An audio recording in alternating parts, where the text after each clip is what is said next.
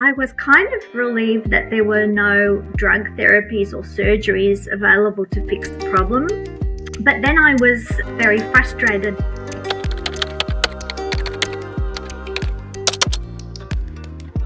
Sandy, welcome to the podcast. Thank you for being here. I'm really excited to chat. When we talked off air, I was really impressed by your expertise and your depth of knowledge around magnesium and the reason why you started your business. So maybe we should start sort of at the beginning of your journey, how you got into learning about and researching magnesium, how you started Elektra, and then we can sort of get into it from there, I think. So I used to be a magazine publisher. Because we live on the Gold Coast, which is a tourist area in Australia, a little bit like Miami-ish or Southern California. And we produced a tourist publication. And when the GFC hit in 2008, or actually the year before preceding it, a lot of stress and tension was building economically with all the small businesses in this tourist community. And then they couldn't pay, or they were later in paying. It caused me a lot of stress, and I let go of staff, and I had to just cope as best I could. But I ended up often doing a 24-hour stint, like round the clock, to get everything done for print on time, because it was timely. Wow. I had to get to the distributor, and everything was time specific. And then I was loaded with this extra work. I was already doing the advertorials and the editing, and then I had to do some extra ads for people that came in at the last minute, because we just needed everything in there to pay for the bills. And all the stress, because I'm very conscientious, all the stress was getting to me.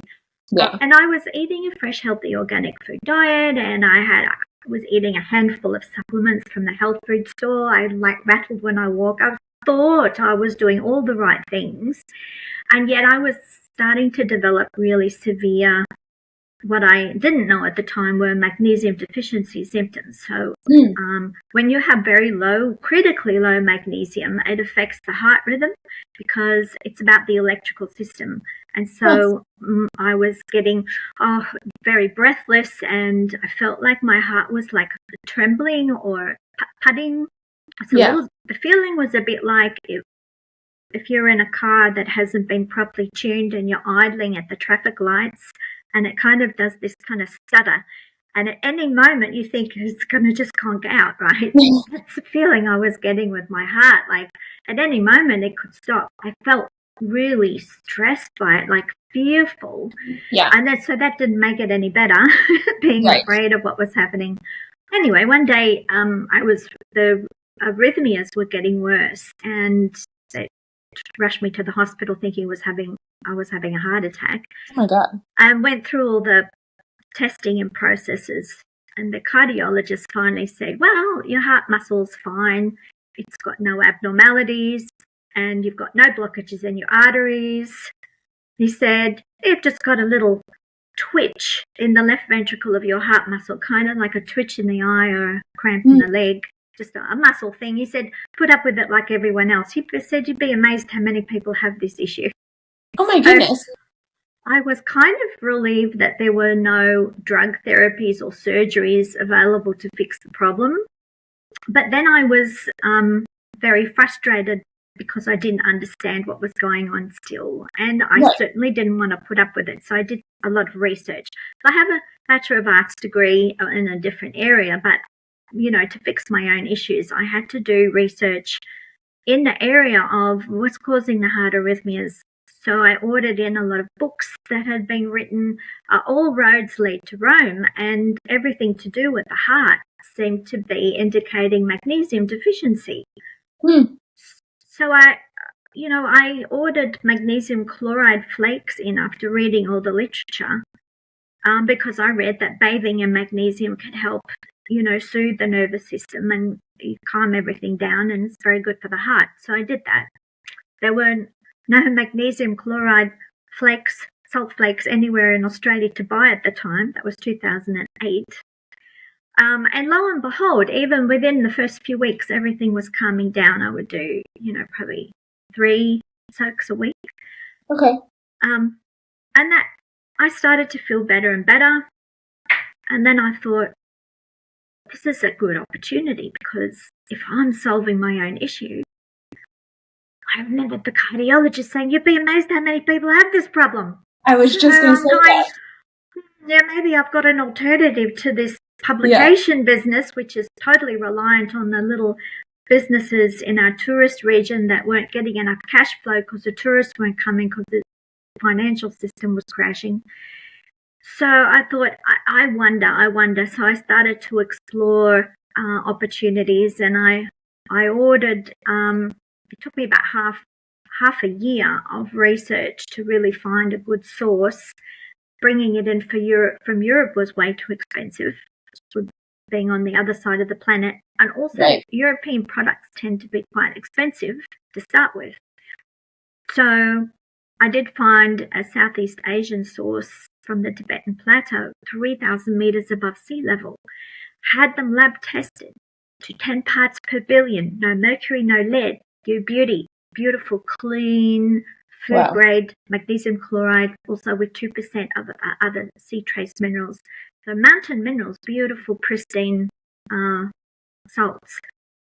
So I brought them in, and that was the beginning of Elektra Magnesium. So that for 1 year I did a little bit of both. I scaled back the magazine and eventually changed it to a quarterly issue. And then the second year of magnesium, I was able to completely let go of the other business, and I was off and running. But I did realize too that in my circumstance, I was feeling better and not soaking as much. It's a little bit inconvenient, right? I was busy, or sometimes you get lazy and you don't feel like it. So one day I'm putting my moisturizer on and going, I wonder, what if we put the soap inside a cream? Yeah. And then I'd be doing it every day without thinking, autopilot, no extra stuff to do. Because I was using a moisturizer every day. So I had a hypothyroid condition, just going back to the heart arrhythmias.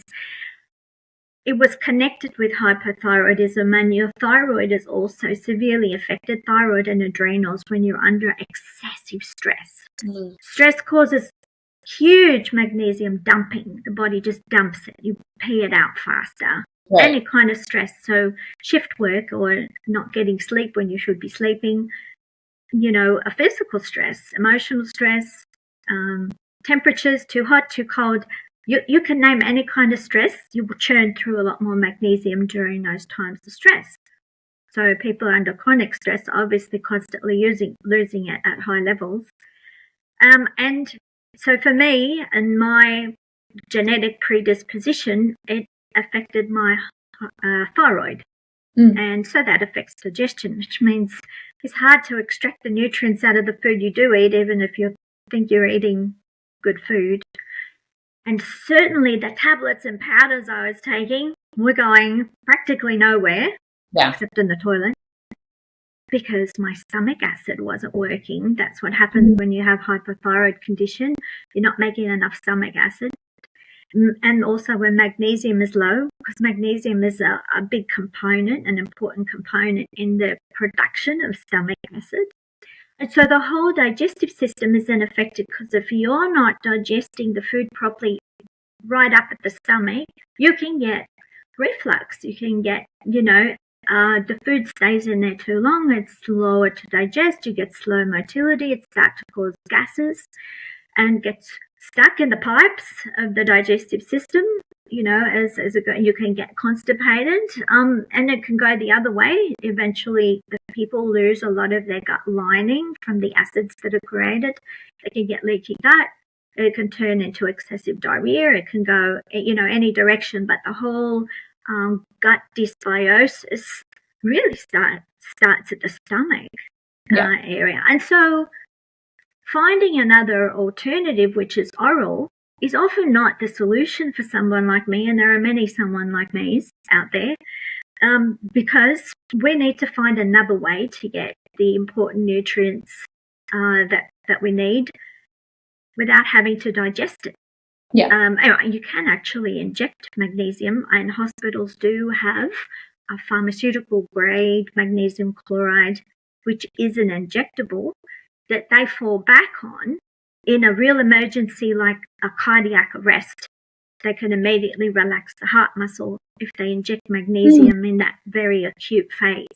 Well, obviously, you don't want to let your health get that bad where you need one of those injections. So through the skin as a transdermal product, it's very, very safe, very effective, because the skin is self-regulating. So it holds like a reservoir. It's like a dinner plate. It sucks up the nutrients and holds it in that epidermal layer, which is connected to the dermis underneath, which has little capillaries, and they help to absorb magnesium, and then the body transfers that magnesium wherever is needed in the body. And recent studies have also shown that magnesium ions can actually be transferred or travel from cell to cell. They don't even have to get into the bloodstream, although it's very important for the bloodstream to have some magnesium for what's called zeta potential, and that helps to give the blood cells the right negative charge, so they bounce off one another and you get the better blood fluidity and they don't stick together, which is what you don't want to do because that causes clots. So magnesium, researchers have found, is also anti-thrombotic. So it really is very supportive for the blood flow. However, what I found was that most magnesium in the body, so 99%, is in the muscle and the bone. Okay. Only 1% in the blood, which is why if you get a blood test, it can show normal levels of magnesium, because that's really crucial to keep those levels in the blood in a certain narrow range. And the body does whatever it can to do that. It's like super high on the priority list. And so the storage cells, which are the muscle and bone for magnesium, can often sacrifice the stored magnesium they have, leaving muscle and bone short. The blood supply has enough. So that's why it's not accurate to just rely on a blood test to work out how much whole of body magnesium you might have. So they can do tissue sample analysis if you really want to find out how much, but most of the time it's just easier to work with your symptoms. So there's a classic list of magnesium deficiency symptoms, and if you've got a good number of those, then you've probably got magnesium deficiency. And when you get extra magnesium and those symptoms dissipate, well, then you're solving the problem. So it's very safe, and people can easily do this for themselves, a little bit of trial and error. And, we're all different and we need different amounts. And even from day to day, you need different amounts depending on, today might be Sunday, you have a really relaxing day, you've got your feet up, there's no big stresses, so your magnesium needs are more minimal. But on another day, you're like, lots of things happening, you're very, very active, and haven't had much rest and burning the candle at both ends. And so on those days, you need huge amounts. And then within the population, there are people that need excessively high amounts, sometimes 3 times more than the average. And they would be people like pregnant women, because pregnancy steals a lot of minerals from your bones, because you're growing another child, growing another person. And if you're just having the same amount as you always have, then your body's going to give priority to the baby and shortchange what you need. So a pregnant woman needs a lot more, and someone who does a lot of athletics or goes to the gym a lot, does a lot of training, a lot of muscle work.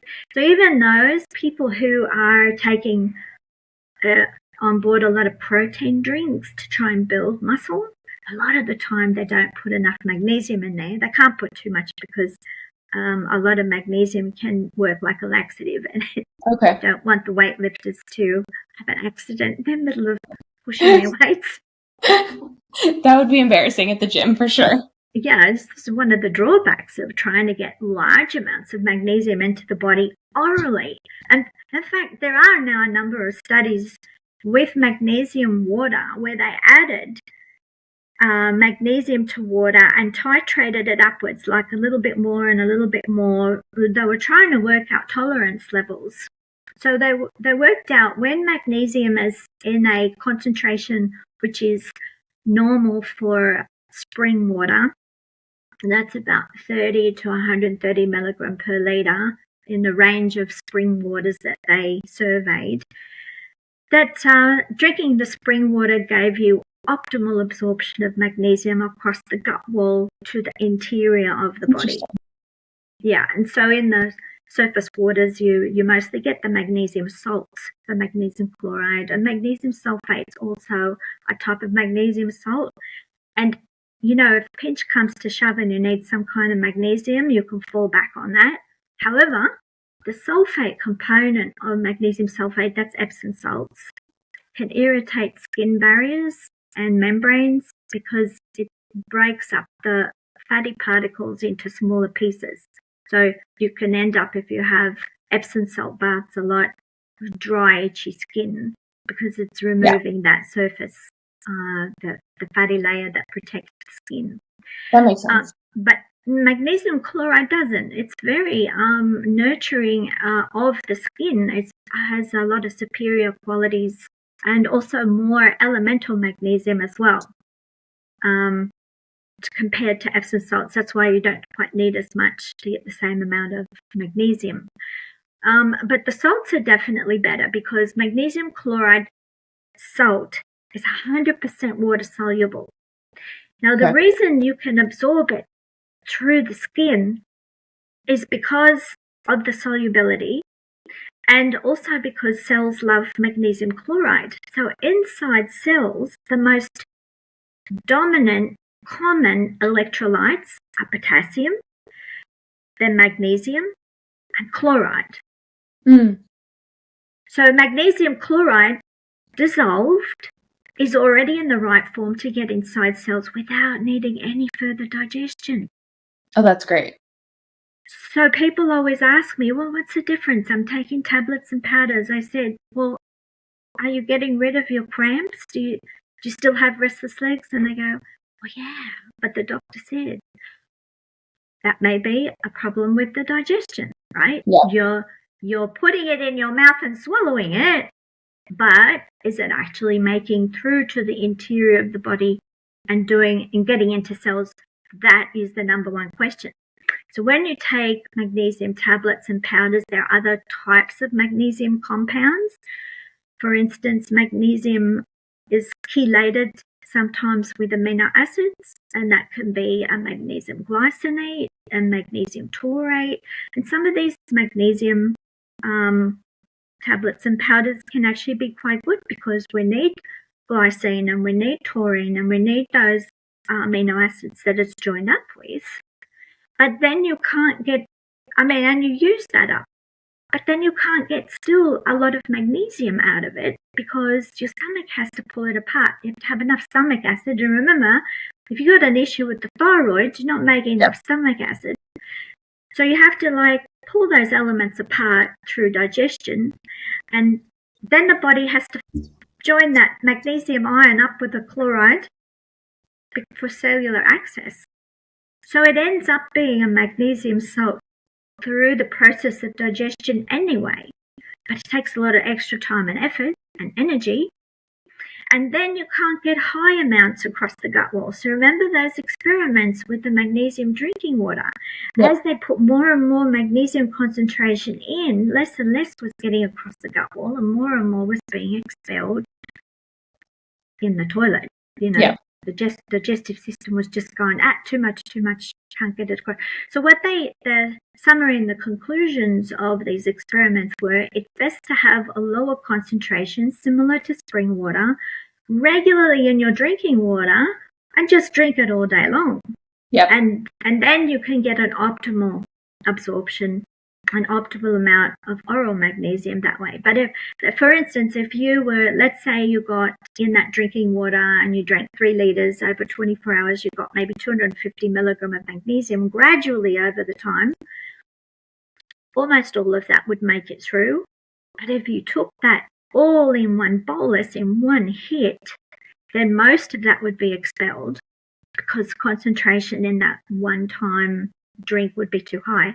And the higher in concentration, the more it sucks water into the bowel contents, the more it liquefies your stool, which is, if you have constipation, a lot of people do use magnesium as a laxative. And so for that purpose, that's quite all right to use it that way. However, if you're expecting it to cross the gut wall to go to the interior of the body to satisfy your muscular and skeletal and nervous system magnesium needs, then you're being shortchanged because most of it's being lost. So through the skin is proven again and again and again to be a far superior method of absorbing optimal magnesium without any negative side effects. So you can soak in it. And what we did was we created, first of all, the world's first magnesium cream. Yep. Because that was convenient for me. So yeah, we made it first for me. My husband happens to have a chemistry background, applied science. Oh, that's cool. Yeah, so he had trained to be a food technologist.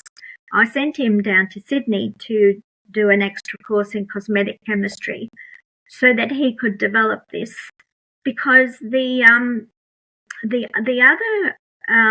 cosmetic chemist that we spoke to said, oh, you can't do it. The salt content you want to put in there is too high. It'll break up the oil-water emulsion. And it was always can't. Mm. So my husband is a little bit like the little black duck, not this little black duck. He said, I just have a feeling I can do it. But it's a matter of thinking outside the box and not doing what is standard and normal and has been done before. You've just got to get creative with it, because my requirement, I said, I don't want any chemicals in there. No chemical emulsifiers, no chemical preservatives. I don't want the phenoxyethanol, no oxybenzoate, no dimethicone, and there's more, because that's a really easy way to join all that together and have it hold. But then over time, if you're constantly using skin products with these chemicals in, your liver can store them up. Over time, it can become toxic, and some of those chemicals can even become carcinogenic. Totally. So we want to be very careful with the skin. It's the largest organ of the body. It's porous, so it absorbs stuff. Everything. We kind of, if you don't know enough about it, you think, oh, the skin is a barrier, right? You know, water runs off it to some extent. But however, in a fatty environment, because the skin is lipophilic, it loves fats. So it sucks up the fat. So if the fats are wrapped up with chemicals and nasties, those nasties also get in along with the fats.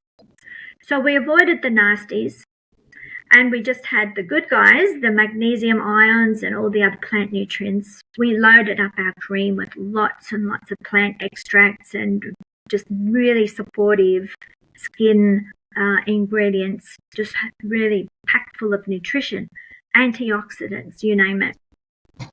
So that when the skin absorbs the cream and the really good rich fats of it, it takes in all those nutrients like food, and it sits inside the epidermal layer.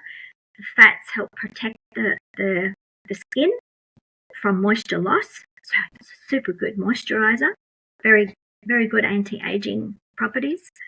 And it keeps skin quite healthy. So even those people who tend to get acne and other kind of skin problems find it's non-comedogenic, which means it doesn't clog the pores, because the active enzymes and the magnesium ions help the skin clean itself. Yep. It just gives it all the right nutrition for the skin to do its job. That's so fascinating. Yeah. Okay. So I talk like a waterfall when it comes to magnesium. Do you have any questions? I have a few. I think, first of all, maybe we should take it back a little bit and talk about how magnesium works and why it's so important. I know for me, I'm learning so much through this conversation because I have suffered with restless leg syndrome since I can remember. Like, And if anybody's ever never heard of it or don't know what it's like, it's essentially like a gnawing sensation that makes me want to like move. And I weirdly only get it at nighttime, like right before bed. It's almost my signal that I'm tired and I need to sleep, because it's the only time that I get it. But I've been getting it like that ever since I was little. And I take magnesium supplements, but they're like the tablet forms. And I also sometimes do get weird heart palpitations where it's just like an extra hard beat. And I've never understood why. But hearing all this, I'm like, oh, maybe I'm not absorbing the magnesium the right way. And before we chatted, I knew that magnesium was important just because I think the internet has always been like, we're all magnesium deficient because there's not enough in our food and we're not processing it correctly. So when we talked offline the first time, you shared a lot about like why magnesium is so important and how it actually functions in the body. And it all started to really click for me. So I would love for you to share that knowledge as well, because you're just a wealth of knowledge. Yeah, so that's my drive. I always want to know why. And as soon as you learn something, there's another question. So you have to keep opening doors to understand the why of the next bit. Yes. It doesn't stop, let me tell you. But it's fun. It's like solving puzzles. When you join the dots and you have a eureka moment, the light bulb goes on. It's just a dopamine hit for me. I love it. Yeah. So magnesium is the master mineral electrolyte. It's the top of the tree. It has more jobs to do than any other mineral in the body. And it's a very important co-partner for many other nutrients, for those nutrients to work better. So it gives energy to enzymes. You have to have magnesium to make proteins, any protein, including enzymes. Proteins like hormones, proteins like collagen and elastin. All of them require enough magnesium for proteins, and DNA is a protein. All of those proteins that make up the body have to have enough magnesium for those little cellular factories to be able to make the proteins we need to hold us together. So when you have a magnesium deficiency, you can get shortage in the protein production, which makes the skin thinner and less resilient, or you have problems with the bones. All those collagen structures can be weaker.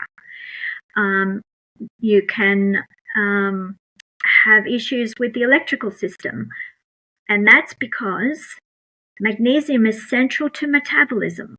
So energy metabolism, the making of electrical energy, and the electrical energy fuels everything in the body. It's like your PowerPoint. So, you might have the best hard drive on your computer and computer screen, high res, and, everything's working as far as your computer goes, as far as the hardware components, even the software. Yeah. But if you don't plug it into the power source, you got nothing. It's the same with the body. Without the energy, nothing works.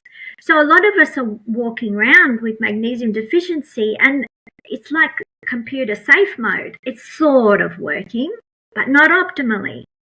Until, you put up with sort of for a long, long time, and then finally you get past the tipping point where diseases start to manifest.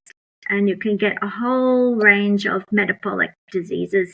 Everything's to do with metabolism and energy can manifest in disease, and depends on your genetic predisposition, because these are all extra stresses that keep pushing on you and scraping all the resources off the bottom of the barrel. So you keep, it's like a bank account. You keep pulling too much out and not putting enough back. And so you end up with deficit and then problems. Now, getting back to restless legs and the electrical system. So mitochondria, so they produce our electrical energy units called ATP, or adenosine triphosphate. And these are little storage batteries that are stored in the cells, mostly in the membrane of the cell. And they always have to be combined with magnesium. It doesn't work. I mean, the mitochondria can produce ATPs, but if magnesium is in short supply, they slow down the production of energy because you have to have magnesium present. And And what happens is if you have a shortage in energy and electrical energy, you have this intermittent thing that happens. You don't have a direct flow of electrical energy to where you need it most, which is your muscles. Your brain uses a lot of electricity. So as you have a lowering of electrical output, you can get brain fog, not think clearly, lose concentration easily, and sleeping problems. Because what happens is the hormone system is affected, the whole endocrine system. Then the body is in a state of panic, in a sense. It's always driving you with adrenaline, the stress hormones, fight or flight. You're ready for action, and you can't switch from that sympathetic mode to the parasympathetic mode, which is rest and digest, where everything's relaxed, where you can get to sleep nicely. So what happens with the restless legs is that you may be able to get to sleep, but you wake up frequently because your legs are kicking out. Can be associated also with cramps. It's a very similar thing. So these are electrical system glitches where you're not getting a smooth flow because the electrolytes are low. Magnesium is the most important mineral electrolyte. And also during the night, because we're not drinking enough water, especially during the early hours of the morning, the body gets a bit drier. Yeah. So what happens with magnesium? It has a very high affinity with water. It attracts water to itself, and that's how it brings water inside the cell. So as you lose magnesium through stress causes the kidney to pee out more magnesium. The cell wall, the membrane becomes a bit more leaky. The channels get looser. And so you can lose potassium, which is not good. And you can lose too much magnesium, but what goes with them is more water and hydration. So the cells start, the muscle cells in particular start to squeeze together. There's your cramp. Because the electrical flow and the water is not. So you need water and electrolytes coming together to make electricity. So cramps and restless legs can also be a product of dehydration. But just drinking more water without the minerals makes you pee it out faster. It's not really getting access to the tissue cells like it should unless magnesium is present. So when you put magnesium in your water, or if you drink spring water with the magnesium in it, you've got the electrolytes you need with the water together to feed the muscle cells so they reinflate and expand and relax again. So we're always contracting and expanding. So that's what muscles do, and the heart pumps every day. It's contracting and releasing, contracting, releasing. So we need, for the relaxation, magnesium and water to come in the cells. And then to squeeze, we need the magnesium to temporarily come out a bit and calcium to go in, because calcium has an attractive force and a dehydrating part of it. So it pulls the muscle fibers together. It pushes out the water to the extracellular spaces, and when it pulls together, you get the muscle contraction to do work. But you don't want to get stuck there. So that's what happens over time. This expansion and contraction that should be happening quite quickly and easily with lots of flexibility and ease starts to get stuck. As magnesium gets lower, calcium doesn't really follow magnesium loss under stress. So we can get a lot of calcium in food. So calcium starts to become more dominant as magnesium drops, and they have an antagonistic relationship. So they kind of balance each other out. In fact, a lot of scientists now are thinking we need a lot more magnesium than calcium rather than a 1-to-1. So in the old days, they used to think you need 2 calcium to 1 magnesium, and that's totally wrong because then you'd just be like rock hard. So we do a lot of shows and expos, and I give people little demonstrations on the shoulder muscles, because you don't realize how much tension you hold in the shoulders even without thinking. Like, I don't have any problems. I've got no pain. Whereas when I just use a little bit of magnesium oil spritz or a lotion or cream, whatever. Just massage it in. Depends on the skin type and how dry the skin is. We can choose different products. But we get the magnesium in, and literally within a couple of minutes, they're like, oh, you can feel the difference between that side and that side. That means I have to talk less and convince them less, because they can actually experience it and feel the difference. So that's what it's all about, experiencing and feeling the difference, and what works. And then, of course, make sure to drink enough water. A lot of people walking around today very dehydrated. They're relying on juices and other kind of beverages. They're just liquid foods. Nothing does what water does. Water with electrolytes in it is what you need for the body to clean itself and for its electrical nervous system. If you can't detox and clean and get rid of the rubbish, then you start to get blockages of waste products. The waste products become acidic. They ferment, kind of like your compost bit outside, and the microbes, the bugs get in there, and their job is to recycle that into the planet again and turn it into soil. But you don't want that happening while you're still alive. You want to keep those kind of bugs out. See, the acids attract them. So all disease can be associated with the presence of, these pathogenic bacteria, fungi, all sorts of microorganisms that are there to chew things up and convert it back into reusable soils to grow more stuff.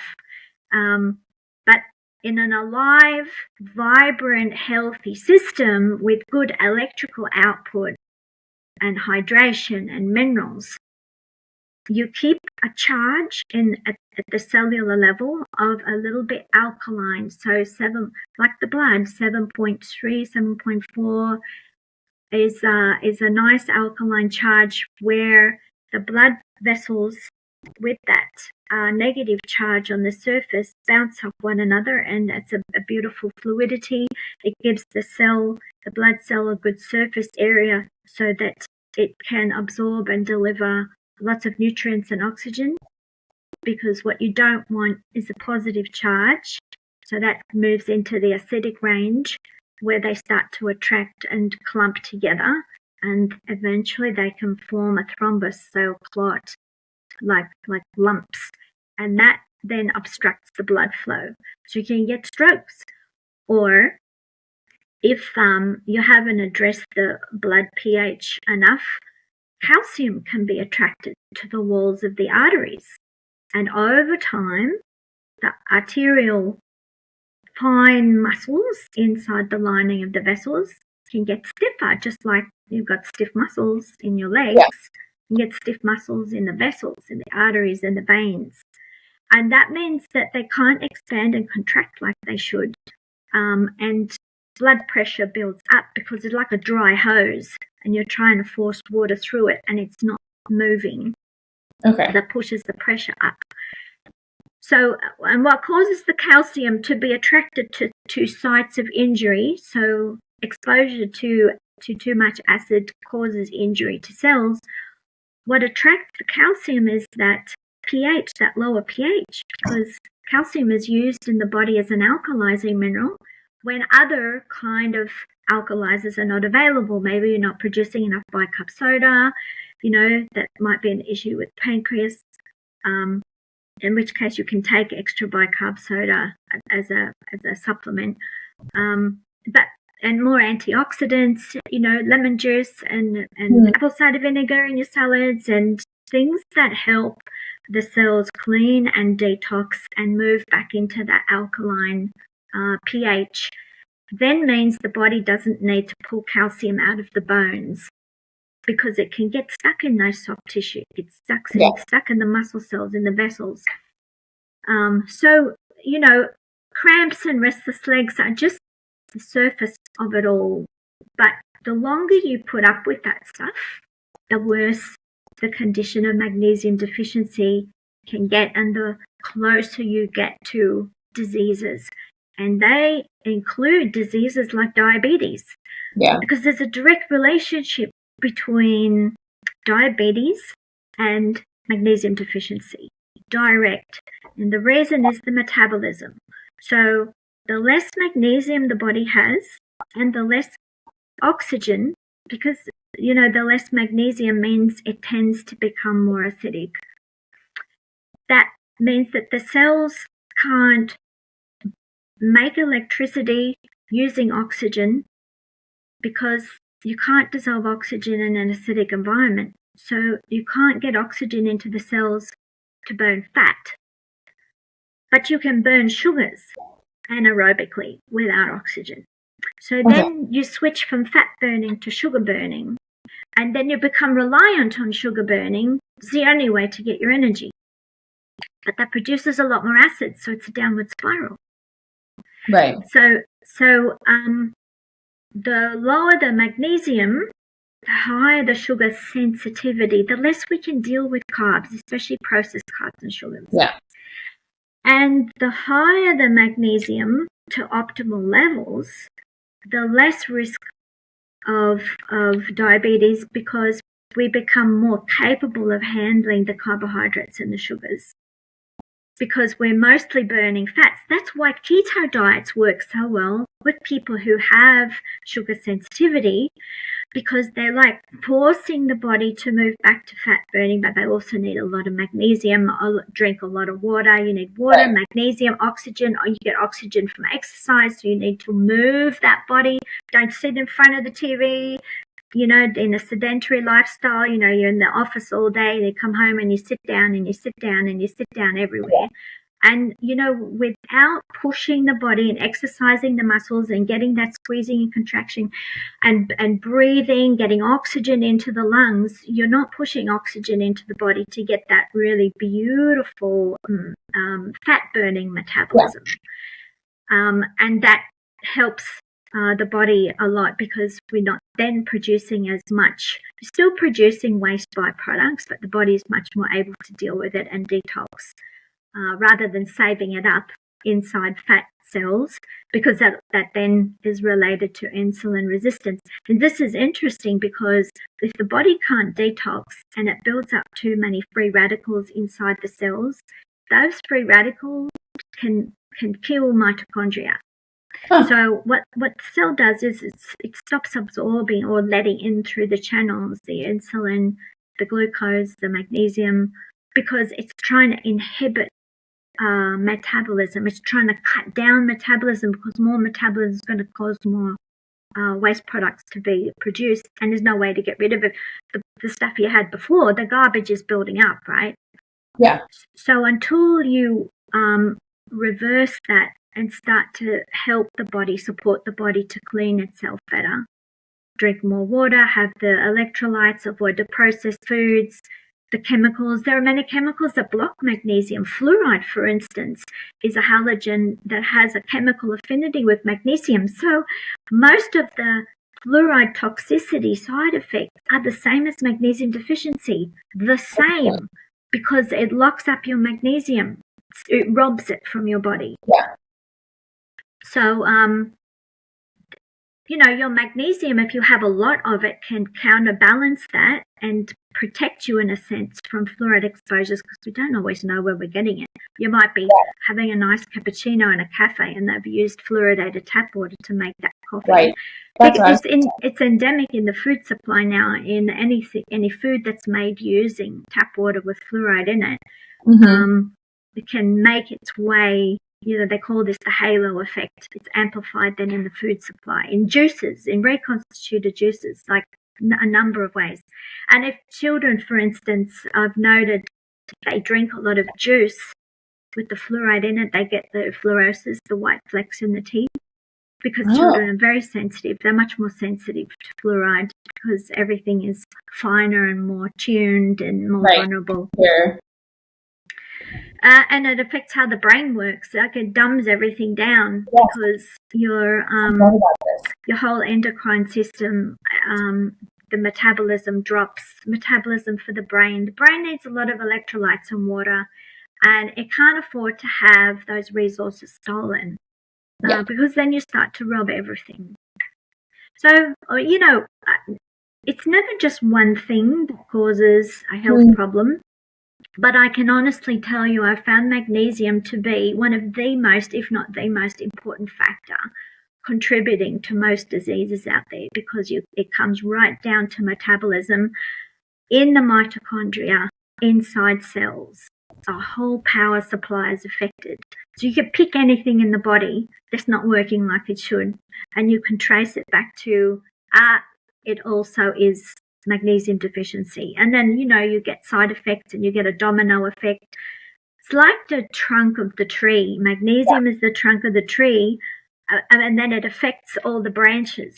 So if you're only looking at the branches, you won't see where the branches are coming from, which is the trunk. So if you go to the source as much as possible, to the core of the issue, and you address that, then suddenly the branches fix themselves. Beautiful things happen. The body is mysteriously miraculous, and it has all the right knowledge and wisdom embedded in the DNA. It wants to live. It wants to keep you alive. It's got all the mechanisms. It just needs us to feed it with the right resources and to exercises. And I liken it to be a farmer. And you want to grow beautiful vegetables, you have to make sure that the soil has the right minerals, the right pH balance, not too alkaline, not too acid. It's got water and sunshine, and all the elements are there for those plants to thrive. And you fertilize it, you look after it. It's a bit like us with our cells in our body. It's our garden. Yes. And we have to look after what we're growing and make sure they have everything that they need, and then they do their own thing. You don't tell the plants how to grow. You just give the plants what they need, right? Yeah. And this actually brings me to one other question that I want to ask you is, where do you think we've gone wrong, or why do you think now we're starting to notice that there's such almost like an epidemic of magnesium deficiency? Is it just because we're more scientifically advanced and we can tell that our food is not giving us what we need? Or do you think it's because we've gone towards this ultra processed lifestyle that is robbing us of our magnesium? Yeah, all of the above. So it's mainly two main things. It's the industrial farming that have depleted the soils of magnesium. They don't necessarily put the magnesium back, because they can make plants grow with NPK fertilizer, nitrogen, phosphorus, potassium. And they still look nice on the outside, but they're devoid of many trace minerals, and especially magnesium. You can taste the difference as well with something that's organically grown compared to the same vegetable that's industrially farmed. It's empty. It has an empty taste. It looks great on the outside.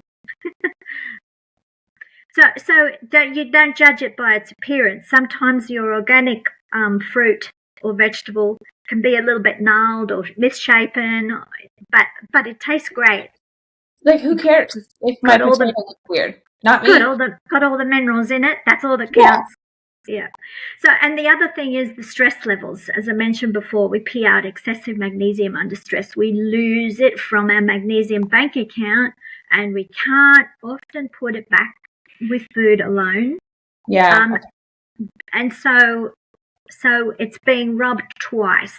Right. Unless you find a way to put a lot of magnesium back. And traditionally, even before modern lifestyles and food processing, people have gone to mineral-rich hot springs to alleviate their arthritis and aches and pains by sitting in salt baths, from volcanic vents, or, the different places around the planet that specialize, they have deep springs coming up with lots of minerals in it. And so they sit in these, because bathing, getting the mineral uptake through bathing in these springs has been practiced for thousands of years. There's nothing new under the sun.